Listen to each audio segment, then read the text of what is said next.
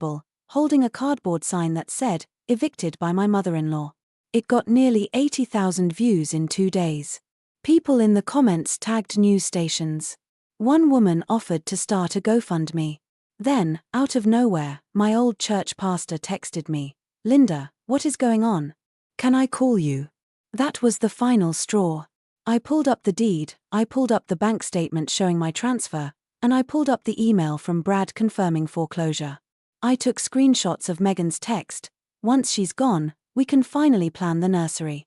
Then I sent it all to the pastor, to my cousins, to the church ladies group chat. Megan still hadn't left. I didn't add commentary, just proof. 5 minutes later, my niece replied, "Oh, so she lied to everyone." Then silence. No one defended her, no one said a word. But I knew they saw it. I knew the thread had broken. Later that night, I got a new message. It was from Josh, "Please call me. Just talk to me." 10 minutes later, I received another message, "I know things got bad, but you're still my mom."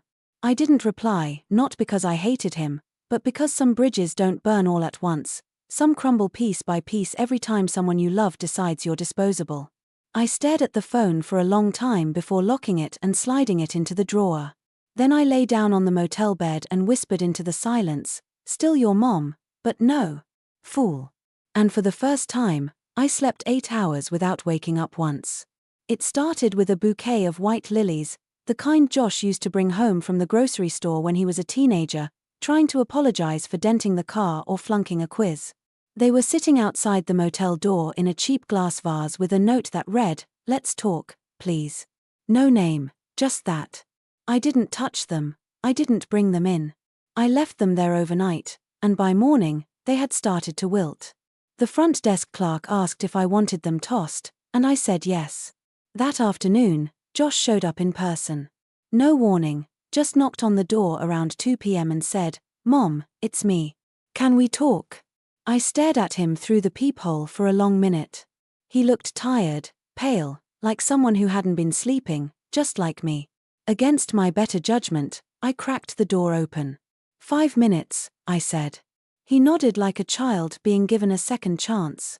We sat on opposite ends of the little round table by the window, and I watched him try to figure out what version of himself to be. Finally, he settled on quiet and sad. "I messed up," he said. "I know that I should have told you about the loan. I shouldn't have let Megan talk to you like that. I panicked. I said nothing, just waited. She's pregnant," he added, as if that explained everything. We were scared. I looked at him, then really looked, and for a split second, I saw the boy who used to cry when I left for night shifts. But he wasn't that boy anymore. He was a man who had thrown me out of my own investment and painted me as the villain online. "I didn't come to argue," he said. "I was wondering if you'd be